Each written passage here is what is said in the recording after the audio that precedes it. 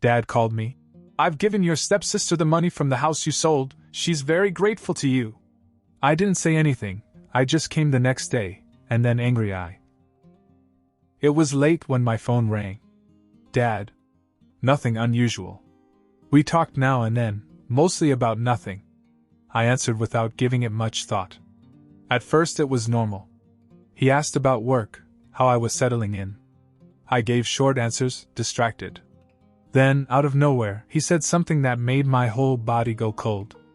I gave your stepsister Olivia the money for the house you sold. She's very grateful.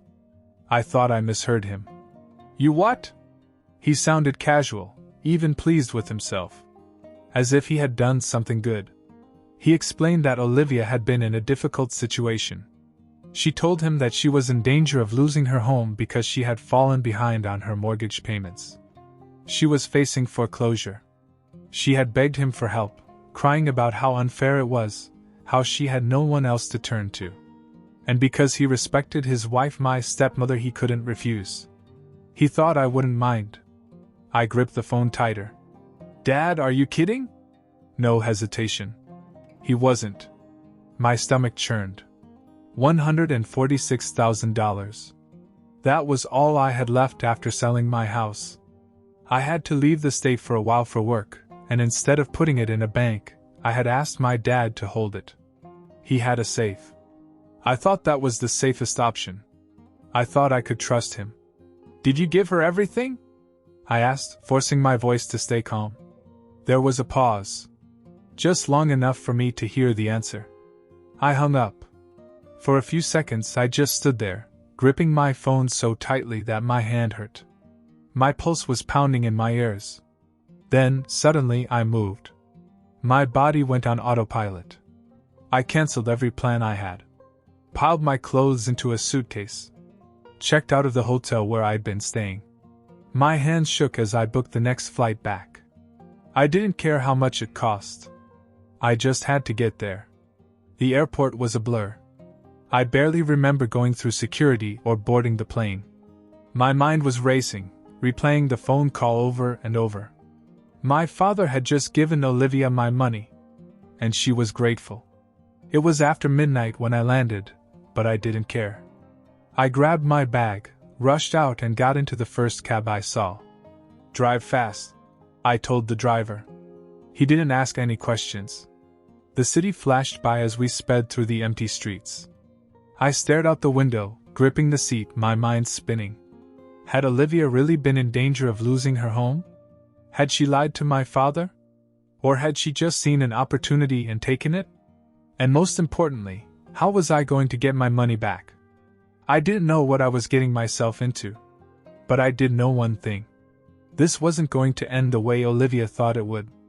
The taxi sped through the dark streets, the city lights flashing by, but my mind was elsewhere. I kept replaying the conversation with my father, each word cutting deeper. Did he really think I wouldn't mind? That I'd just accept this? $146,000 gone. And for what? Olivia's mortgage? Her house at risk? It didn't add up. Olivia had always lived comfortably. She wasn't rich, but she wasn't struggling. As far as I could tell, she had a good job, drove a brand new SUV, and took several vacations a year. So why the sudden financial crisis? I didn't buy it. The taxi pulled up to my dad's house. I threw some cash at the driver and jumped out before he could count it. My heart was pounding as I walked to the door and rang. Nothing. I rang it again. And again. Then I knocked hard. A few seconds later, the porch light came on. The door opened and my father stood there, his face pale, his eyes red as if he hadn't slept. He looked startled to see me, as if he hadn't expected me to actually come back. William, what are you doing here? I pushed past him and stepped inside. Where is she? Dad slowly closed the door and rubbed his forehead. She's not here. I turned to face him. So where is she? He hesitated. Don't lie to me, Dad. His shoulders slumped. I don't know. She left town. My stomach dropped. Left town? He nodded, avoiding my eyes. Right after I gave her the money. She said she needed to clear her head for a while. She didn't say where she was going. I felt my hands clench into fists. She was running. I took a deep breath, trying to stay calm, but then something else hit me. If Olivia had taken off, what about my stepmother? Where's your wife? I asked. Another pause. Then a quiet reply. She left too. I stared at him. A week ago, my stepmother had told him she was going to visit her parents for a few days. She packed a suitcase, kissed him goodbye, and left. Now, when he called to ask when she was coming back, she ignored him. When I asked for my money, she blocked me. This wasn't Olivia needing help. This was a setup. And my dad? He was just a pawn. I ran a hand over my face, trying to process it all. Dad, you didn't just help Olivia. You got played. His face crumpled. He sat down on the couch, his head in his hands. I didn't know, he mumbled. She was crying.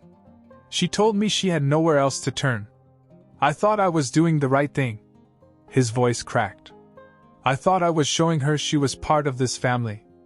I didn't say anything. This wasn't the time for apologies.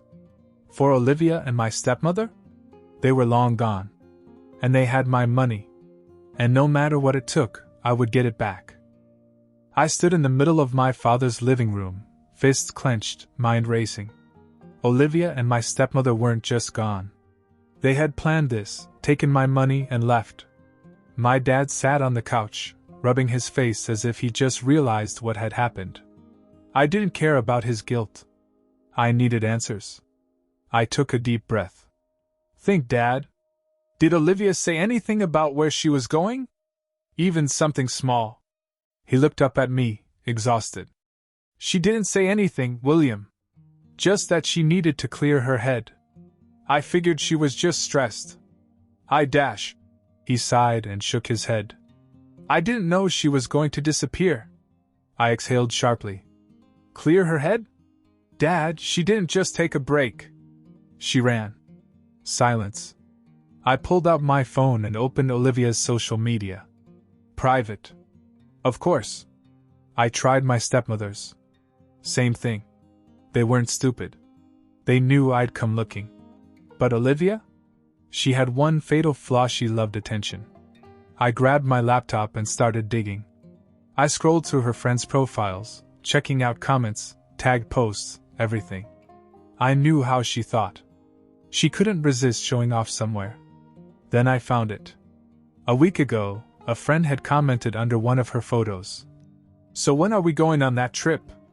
Olivia had replied. Soon. Can't wait to get out of here for a while. That meant she had been planning this since before she got the money. I clicked on the friend's profile and scrolled down. My heart pounded when I saw a brand new post. An airport selfie. The caption? Miami, here we come. Miami. I turned to my dad. Has Olivia ever talked about Miami? He frowned, thinking. Yeah, a few weeks ago she said how much she wanted to live somewhere warm. She said she was tired of this place. That she wanted to start over. That was all I needed to hear. I immediately started looking for flights. My father was still watching me, his face full of regret. William. I swear I didn't know this was going to happen. I thought I cut him off. You thought she was telling the truth. You thought she just needed help. You didn't even question it. He winced, but didn't argue. He knew he had messed up. I found a flight that left in 5 hours. Expensive, but I didn't care. I booked it without hesitation. I stood up and grabbed my bag. My dad's voice stopped me. What are you going to do when you find her? I turned to him.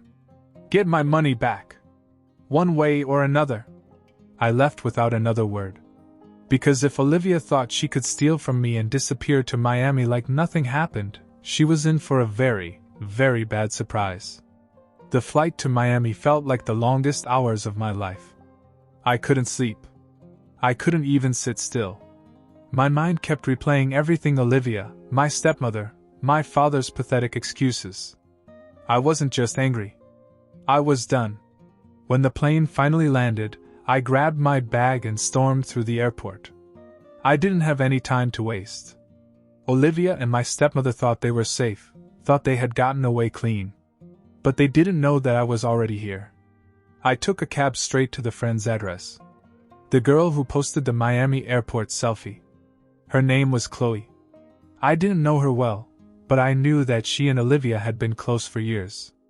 If Olivia was in Miami, Chloe would know where she was.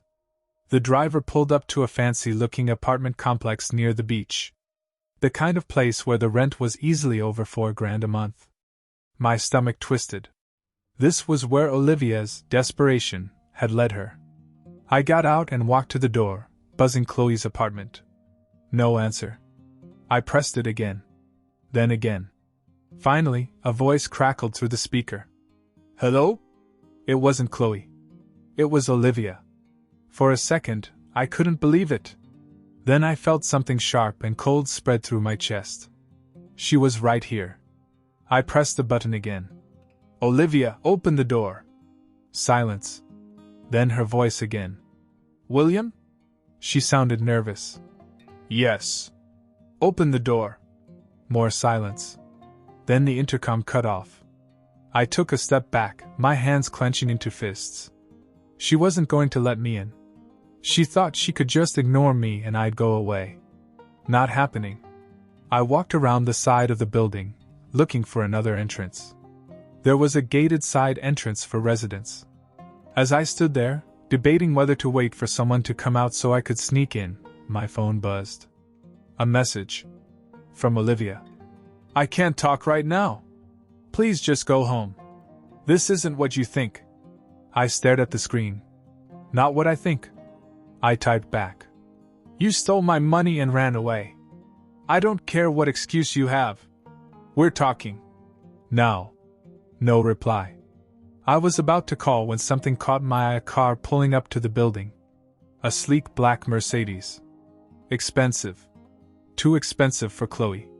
And then my stepmother got out. My stomach twisted in anger. She was dressed like she didn't care. New sunglasses, a designer bag on her arm, looking completely relaxed. Not like someone who was supposedly so desperate for money. I watched her walk to the side entrance. This was my chance.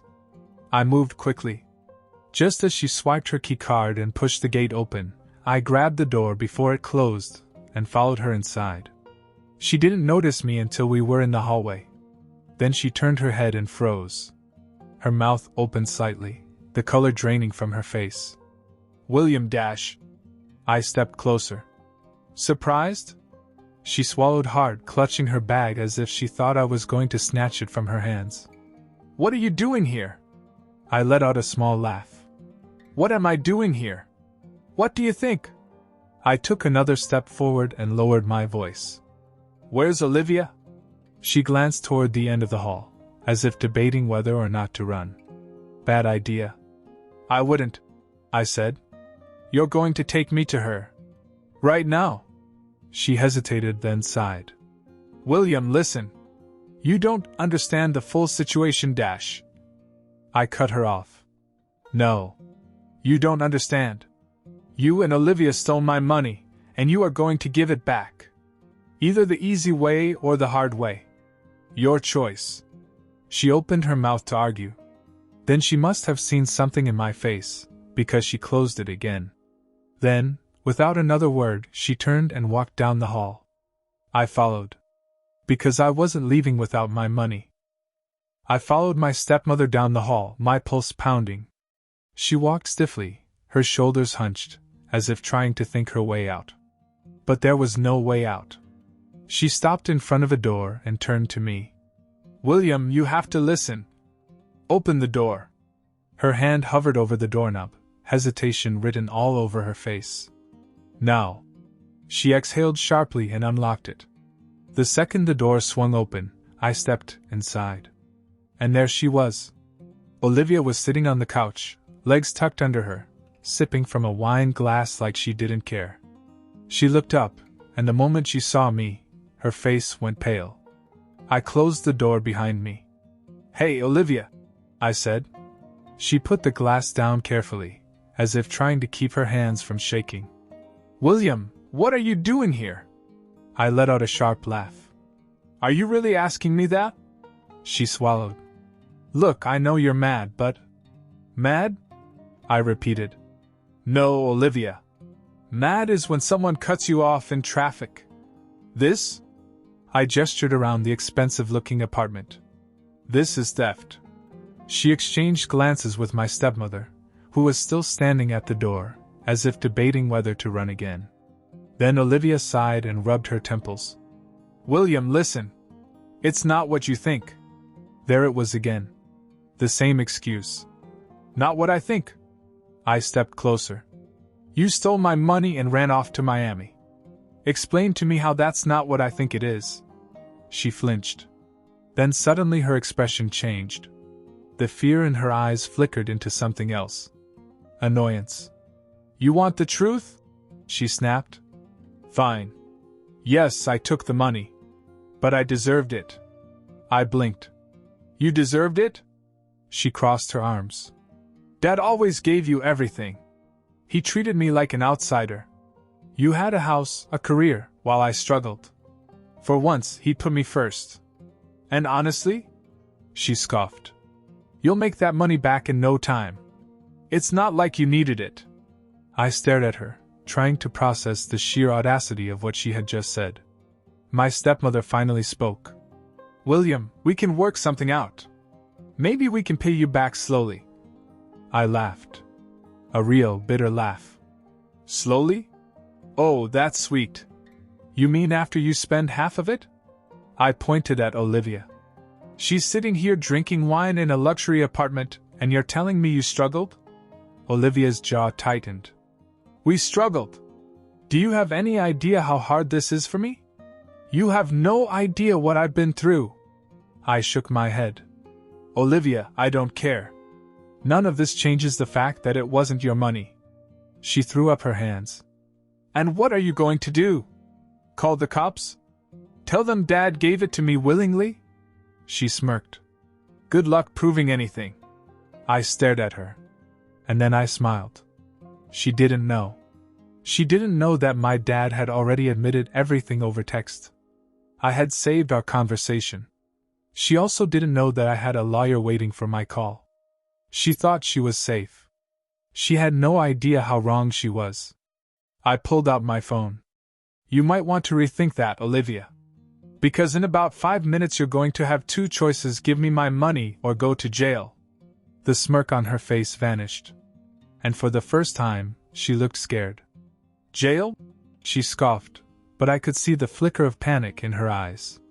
Please. You've got nothing on me. I tilted my head. Are you sure about that? She opened her mouth to argue, but I was already tapping my screen, scrolling through my messages. Then I turned the phone around and held it up for her to see. A text conversation. Between me and Dad. And right there, in plain words, was his confession. I gave her all the money, William. I thought she needed it. I'm sorry. I watched as Olivia's face drained of color.